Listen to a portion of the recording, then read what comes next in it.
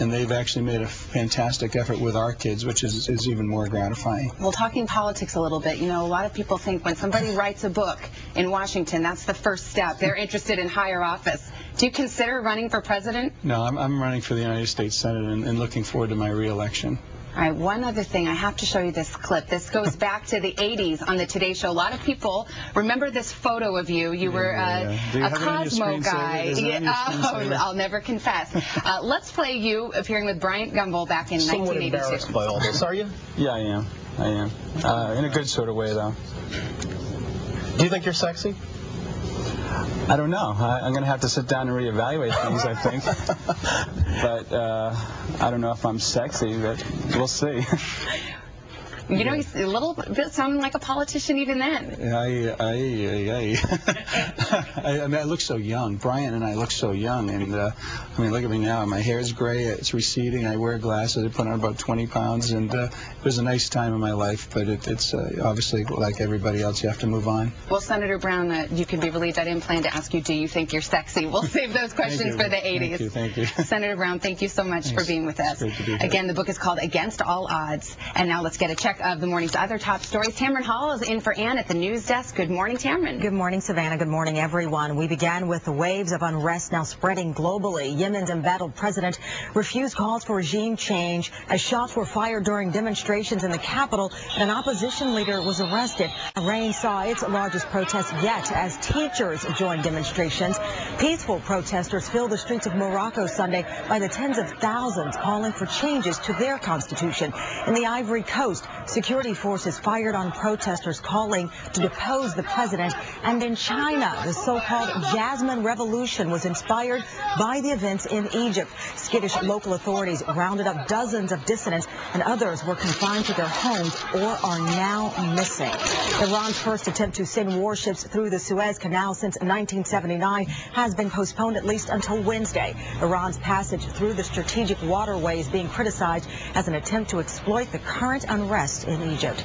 A shooting this morning at one of Milan's main airports. A Tunisian man reportedly drove his car through the glass walls of a terminal and walked out carrying a knife. Security forces then opened fire, shooting and wounding that man who apparently was looking for his wife. Gas prices have jumped 5 cents in 2 weeks to $3.18 a gallon for regular. That according to the Lundberg survey. Gas in San Francisco now averages the highest in the nation at $3.50 a gallon.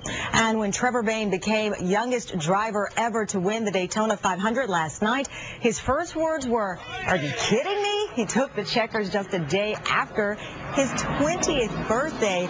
Bayne beat out several racing legends, including the great Dale Earnhardt Jr. It is now 7:17. Now back to Willie, Savannah, and Maria. It makes you think of what you were doing when you were 20. I know. I wasn't winning anything. I was more a loser. He's old enough to win, but not old enough to have a celebratory cocktail. No, but that's why they make sparkling, you know, apple cider. A milk party in Victory Lane. Tamron Hall, thanks so much.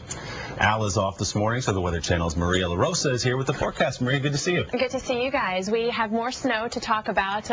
For some of you, that means, unfortunately, we have a number of winter weather advisories, winter storm warnings that stretch from the Midwest into the Northeast. Here's what we're dealing with right now. Look at the radar picture. You can see the snow in through the Northeast. It'll be wrapping up in New York after the lunch hour. You see rain to the south. We're going to have another wave roll through.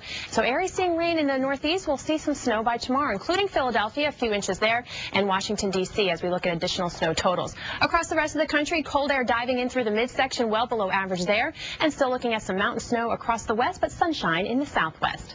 That's a look at the weather around the country. Now here's what you can expect.